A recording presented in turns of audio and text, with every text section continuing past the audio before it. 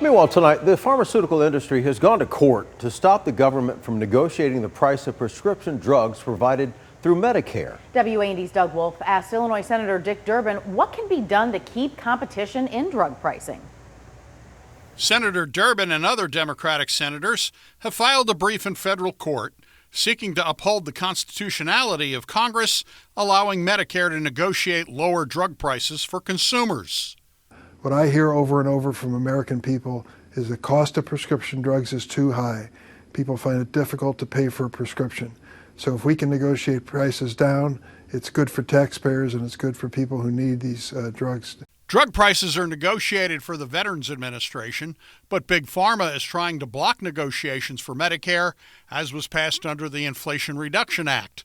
So lawmakers are moving to provide the authority needed for Medicare prescriptions. We want to make it clear that the president has the authority to negotiate drug prices for Medicare to bring down the cost for our senior citizens. Senator Durbin tells me drug prices remain high when compared to other countries. There is absolutely no good explanation why the same drug made in the United States is sold for a fraction of the price in Canada and in Europe. It just means these pharmaceutical companies are charging obscene amounts of money.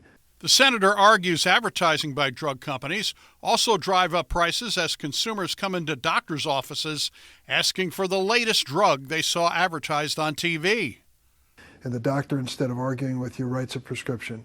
Unfortunately, he's writing a prescription for one of the most expensive drugs each and every time.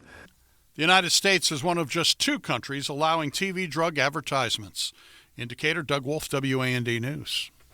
In August, the Biden administration announced the first 10 drugs selected for price negotiations under Medicare.